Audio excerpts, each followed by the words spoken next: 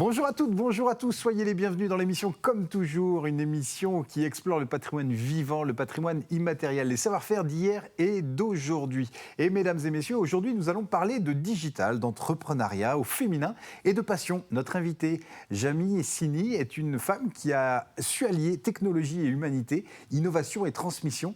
Elle est la fondatrice d'AAC Innovation, un cabinet de conseil et de formation en transformation digitale, et elle préside l'association Décliquez-vous qui accompagne les femmes dans leur aventure entrepreneuriale. Alors avec elle, allez, osons Joséphine.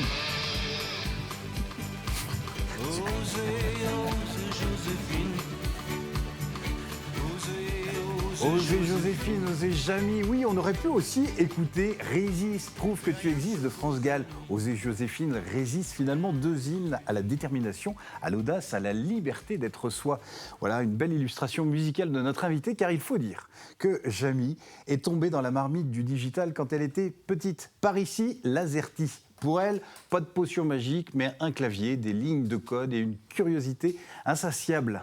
Ah, il fallait la voir à peu près à 7 ans. Pendant que d'autres récitaient Notre Père, elle préférait réciter sa prière du matin qui consistait en sainte messagerie pleine de news. Vous qui êtes au cloud, le serveur est avec vous, vous êtes béni entre tous les spams et Outlook. Le fournisseur officiel de vos emails est béni. Sainte messagerie, priez pour nos pauvres processeurs maintenant et à l'heure de notre plantage. Arrobase, que voulez-vous? Déjà mystique et connecté. Oui, parce qu'elle s'est mise très tôt à surfer, funambuler sur la toile. Une idée à la seconde, des clics au taquet, 10 doigts sur le clavier, une curiosité dans chaque pixel. Oui, très souvent, elle faisait des rêves de disques durs, des jeux de rôle version Word et Excel. Et le mot réseau n'évoquait pas vraiment les copains, mais les connexions, le partage des savoirs. Elle aurait pu se fondre dans les algorithmes. Elle a préféré s'en servir pour remettre l'humain au centre des choses, aider les autres. D'abord téléopératrice, elle est devenue par la suite commerciale, puis a plongé pendant 13 ans dans le monde du CRM, gestion de la relation client. Aujourd'hui, elle est consultante, formatrice et chef d'entreprise AAC Innovation. Jamie, c'est 10 doigts qui surfent sur la toile, qui flirtent avec l'intelligence artificielle, qui pianotent des stratégies digitales sur mesure pour les TPE et les PME.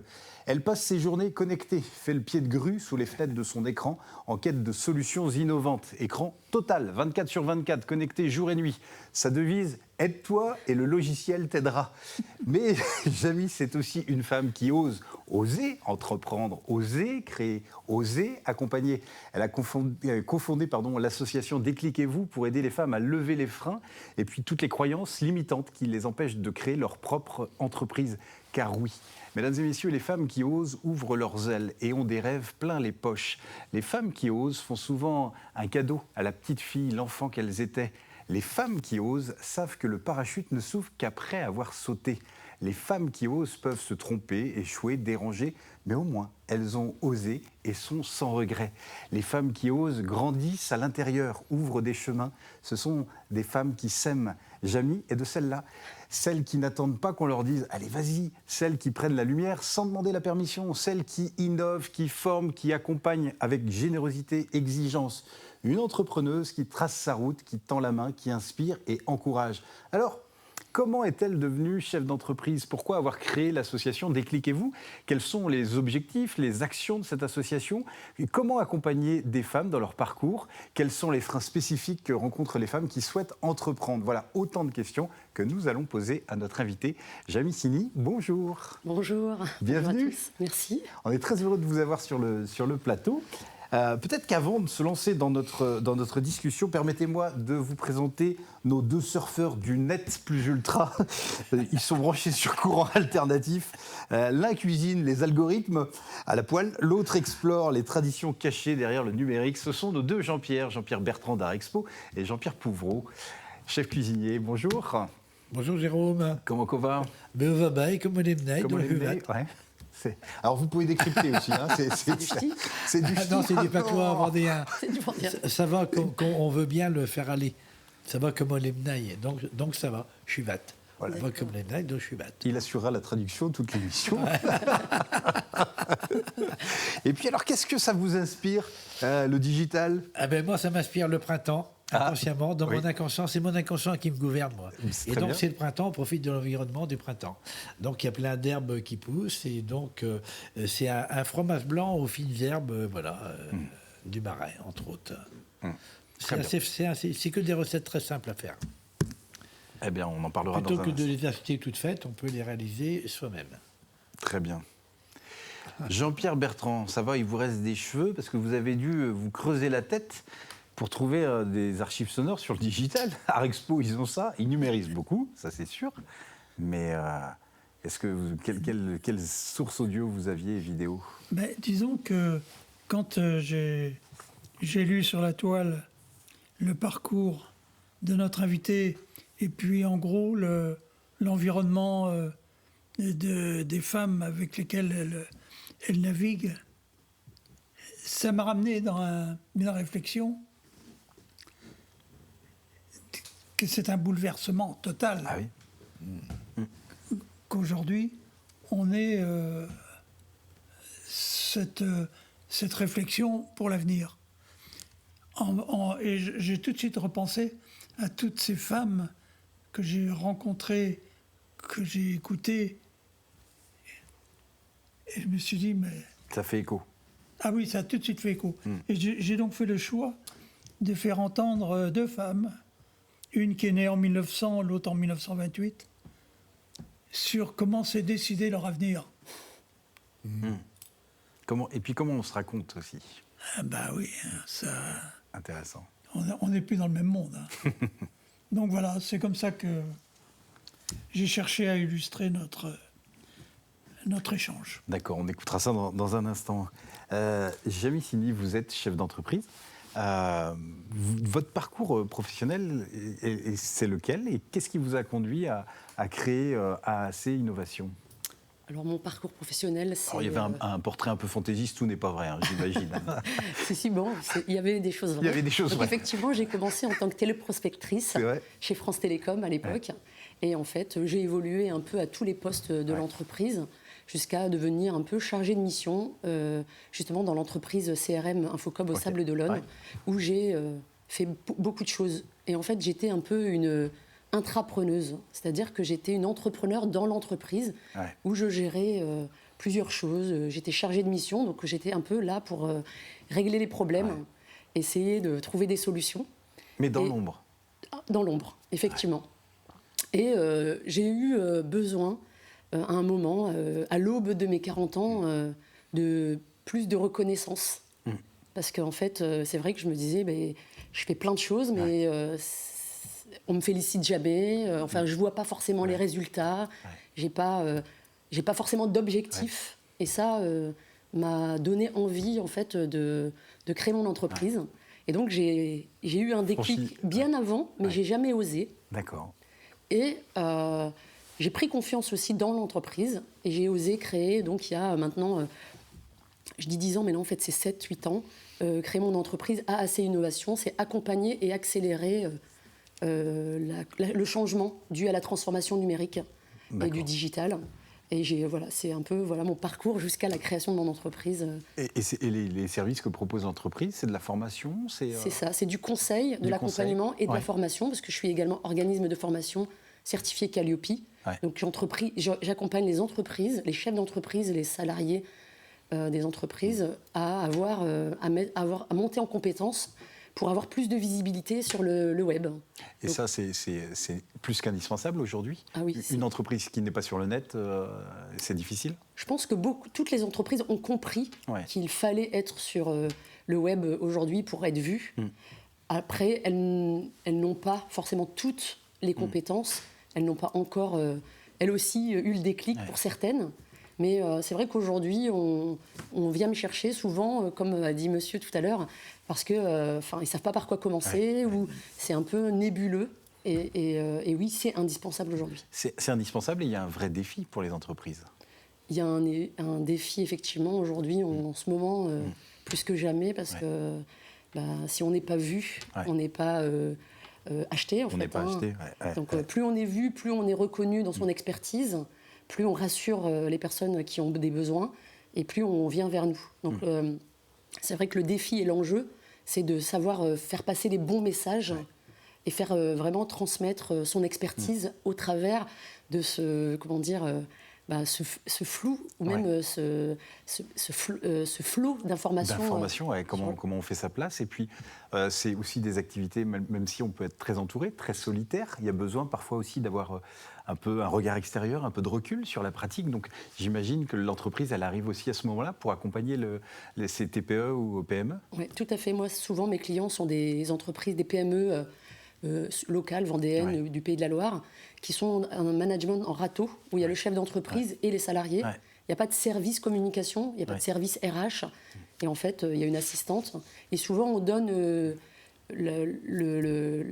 la compétence à un commercial ou une assistante pour faire la communication. Et souvent, même parfois, les chefs d'entreprise n'ont pas eux-mêmes étudié la communication ou le digital. Alors, ils savent qu'il faut, ils ont des compétences, mais ils sont démunis peut-être. Exactement. Donc, c'est vrai qu'on vient me chercher souvent, soit pour former des personnes structurées, parce qu'il y a des entreprises qui communiquent, mais qui n'ont pas de structuration, et surtout, et là, moi, c'est mon expertise, c'est de la stratégie. C'est vraiment structuré, à qui on parle, comment on le fait, sur quels canaux, avec quel objectif, et de la régularité. Parce que, effectivement, c'est ce qui paye, la régularité. Quand on regarde votre parcours, on se dit que la notion de l'autre, du partage, le partage des savoirs est importante dans toutes les activités que vous avez menées. L'autre est au centre, cette idée de transmettre. Exactement. En fait, moi, c'est vrai que on dit souvent son pourquoi, son why. En fait, c'est vrai que moi, j'aime aider, en fait. Et en fait, j'aime aider les gens, en règle générale. J'ai un papa qui faisait beaucoup de bénévolat au Restaurant du Cœur, qui aidait beaucoup les personnes dans leur côté administratif. Donc, j'ai vraiment ça inné chez moi et j'aime aider. Donc, j'aide mes clients. Pour moi, je ne vends pas, je ne forme pas, j'aide mes clients à être visibles. Et mon retour, c'est vraiment la satisfaction de mon client quand je reçois un message ou quand je reçois un avis client qui me dit « Merci, grâce à toi, ça m'a permis de… » Mais en fait, effectivement, ça, c'est ma satisfaction. Au début de ma création d'entreprise, j'ai oublié de facturer. C'est quand même… Ça ne dure pas longtemps. Ça ne dure pas longtemps. Mais c'est vrai que ma satisfaction, c'était d'aider, en fait. Super. Et j'oubliais de facturer. C'est vrai que j'ai été remise un peu… C'est quand même une anecdote qui n'est pas banale. C'est ça. Et ça va de pair, forcément, entre l'ADN de votre entreprise et puis l'association, ce besoin de partager, de rencontrer l'autre. Vous dites à 40 ans, j'ai eu envie de franchir le seuil, de passer le cap. C'était aussi ce besoin de partager avec d'autres, d'échanger, de se dire qu'on est parfois seul et qu'il y a besoin d'être accompagné pour franchir le seuil et passer le cap. Effectivement. C'est vrai que moi, je suis quelqu'un de réseau. J'aime déjà, quand j'ai créé mon entreprise, j'ai cherché à être entourée, en fait, parce que j'ai trouvé une association qui était sur Nantes, Femmes du Digital Ouest, que j'ai amenée au Sable d'Olonne, où j'étais à la référente. D'accord, une antenne. Et j'avais déjà commencé en tant que référente à essayer de fédérer autour de moi, autour des femmes. Et c'est vrai qu'au début, on est seul, en fait, quand on entreprend. Et seul, on va effectivement… c'est le flou, on n'a pas trop d'informations, on ne sait pas qui verra, on n'ose pas, etc. Et c'est vrai qu'il y a 3 ans, quand on a créé justement l'association Décliquez-vous, c'était 3 femmes qui sont venues me chercher, parce qu'encore une fois, moi, je suis quelqu'un de très… ça se voit pas trop, mais je suis timide. Je suis pas… Et on est venu me chercher, on m'a dit « Jamie, ça serait bien que tu viennes avec nous, on veut créer une association plutôt basée dans le conseil, bien-être… Et puis, naturellement, ça s'est porté vers le public féminin, parce qu'on n'était que des femmes, et on avait la même problématique. On ne savait pas, on ne connaissait pas tout du monde entrepreneurial. On avait toutes des freins, des freins pour se développer, pour trouver du business. Et l'idée, c'était de partager, d'échanger dans un premier temps, et puis, il faut l'avouer aussi, de se donner de la visibilité. Parce que là, effectivement… Je vais peut-être intervenir, parce qu'on a l'habitude de passer des images pour illustrer votre propos. Et là, justement… Vous avez des images ? J'aimerais que vous présentiez les images qui vont défiler. Qui vont défiler juste devant et derrière moi. Oui, je les présente maintenant. Ça peut être l'occasion de voir et de parler un peu des missions de l'association, finalement. Enfin, je crois que c'était un peu l'objet de votre question. Peut-être nous présenter globalement la série d'images. Oui, effectivement. cet événement, c'est un événement phare pour l'association Décliquez-vous et une reconnaissance de notre travail. On a reçu la ministre Marie Lebec le 12 avril, presque un an aujourd'hui. Et en fait, on était fiers de montrer que, effectivement, c'était un peu la consécration et de lui présenter qu'on avait accompagné 8 femmes à oser entreprendre avec un parcours, on les appelle les parcoureuses, avec un parcours qui expliquait vraiment, il y avait du développement personnel sur le pilier oser, il y avait effectivement agir sur justement toutes les le pan de l'entrepreneuriat avec le business plan, le prévisionnel, la rentabilité, avec le commerce, le digital, et puis justement dans le pilier développement, l'importance d'avoir un réseau autour de soi, parce qu'aujourd'hui, puis surtout en Vendée, le réseau est très fort, et souvent, c'est pas forcément pour tout de suite faire du business, mais pour se faire connaître, pour oser aussi pitcher. Et c'est ce qu'on a justement expliqué aux jeunes filles qu'on a accompagnées, c'est que il faut savoir bien pitcher son projet. Il ne faut pas avoir honte de son projet, il ne faut pas avoir peur. Il y a une histoire à raconter. Exactement. Et c'est vrai que moi, quand j'ai commencé, j'avais peur, je n'osais pas. Voilà. Et c'est pour ça que cette association, elle est vraiment aussi... quand je dis j'aide ces femmes, je m'aide aussi, en fait. C'est vraiment... et j'aurais aimé aussi avoir ce genre d'association quand j'ai commencé. Ouais, c'est ça. En fait, c'est aussi ce constat-là, de se dire j'aurais aimé trouver, alors je crée cet outil-là pour les autres. C'est ça, exactement. Avec l'importance, on voyait dans les images le préfet, les parlementaires, les élus. C'est aussi des liens très forts avec les collectivités. Oui, c'est des liens très forts. On a enclenché des discussions avec tous ces acteurs.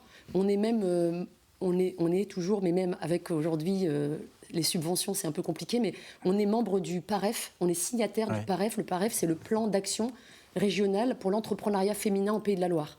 Donc on a, nous, alors je dis souvent, petite association que nous sommes, on a réussi à signer ce plan d'action. Aujourd'hui, c'est un peu compliqué justement avec les subventions. On n'a pas énormément de soutien. Dans un contexte un peu particulier. Effectivement. Là, c'est vrai que cet événement, c'était la consécration d'un accompagnement de la région, d'un accompagnement de la ville des Sables-d'Olonne, de l'agglomération, qui nous avait subventionné pour le parcours. Et on avait pu accompagner une dizaine de femmes qui ont osé, qui se sont développées. Certaines ont un peu échoué, mais... En tout cas, dans leur comportement, elles ont changé parce qu'elles ont osé postuler à des postes de cadre. Et ça aussi, ce chemin-là, il est précieux. Il est précieux parce que c'est vraiment le mot oser entreprendre. Mais entreprendre, c'est pas que créer son entreprise.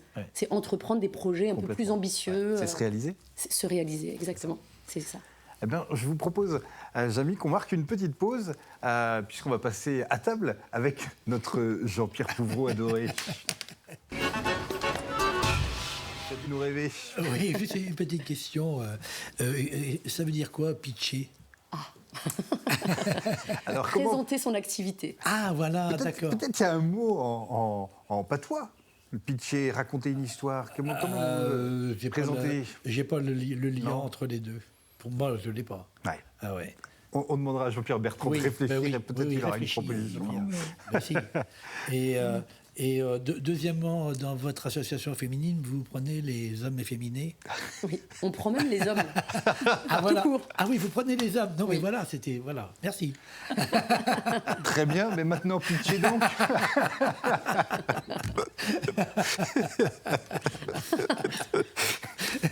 Alors, bon la recette, elle est... Vous pouvez venir faire une petite conférence. Pardon, Jean-Pierre. C'est bien, ça me plaît bien. Bon, alors, c'est du fromage frais aux herbes fines du jardin, du marais. Bon, là, c'est toujours le printemps. Alors, bon, on peut le confectionner avec plusieurs fromages frais. Il y en a pas mal. Il y a le petit Suisse, qui est le plus connu, qui est l'ancêtre des fromages blancs.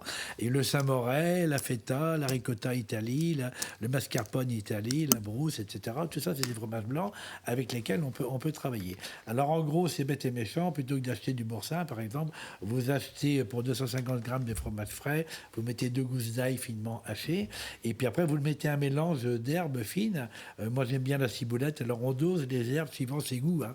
Moi je mets beaucoup de ciboulette par exemple, parce que j'aime bien le rappel un petit peu oignon qu'il y a derrière.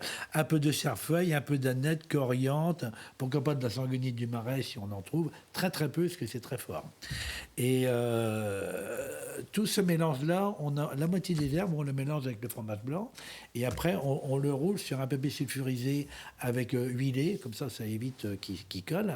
Et puis après on roule donc les fines herbes dans ce rouleau, voilà, qu'on met avant.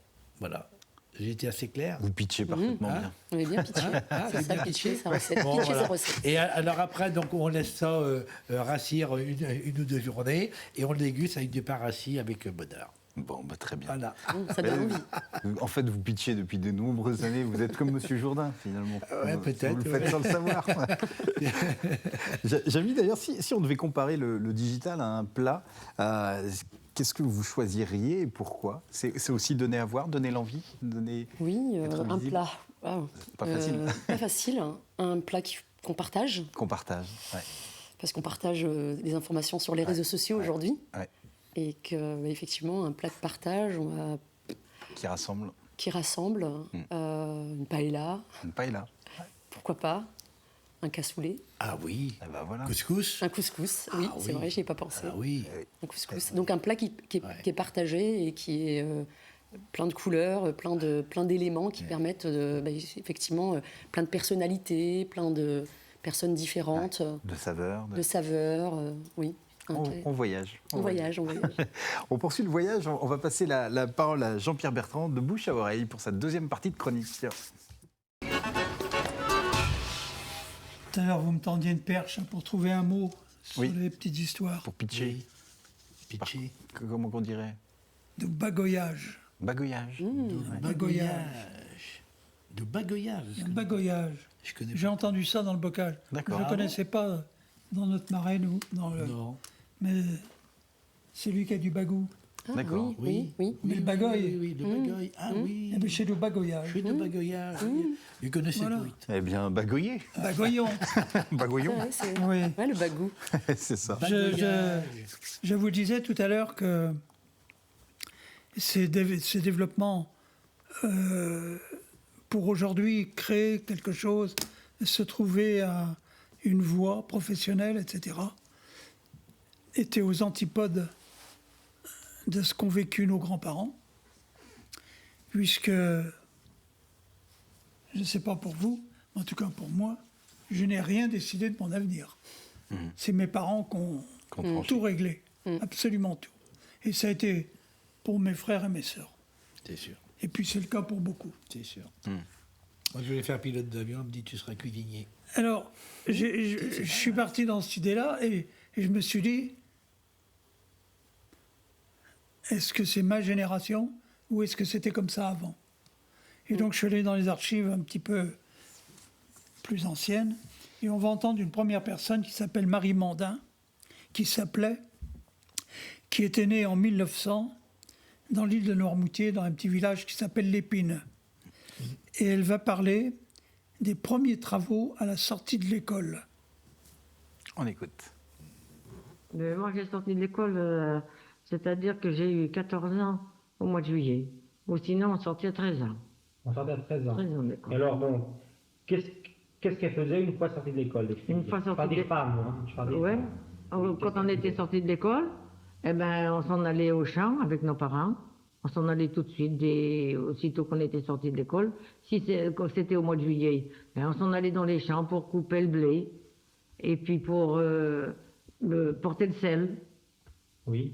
On portait le sel, on coupait le blé, on allait faire boire parce qu'on n'avait pas d'abreuvoir tout l'été. On en avait l'hiver, on avait des abreuvoirs, mais qui ne tenaient pas d'eau l'été. Oui. C'était pas assez profond, vous comprenez? Si vous creusiez trop creux, c'était de l'eau salée par rapport au marais. Oui, d'accord. On allait jusqu'à la dune, là-bas, sur le côté de l'Herbaudière. Mais nous, on était à moitié route. D'accord. On allait jusqu'à la dune parce que là, c'était du doux sang. C'était de l'eau douce. Oui, là. d'accord. On allait les abreuver D'accord. midi et soir. D'accord. Et puis après, évidemment, on entrait les vaches. Et puis on venait à la maison le soir. Soit à pied, on venait par les petits chemins, ou soit on venait en charrette, comme papa.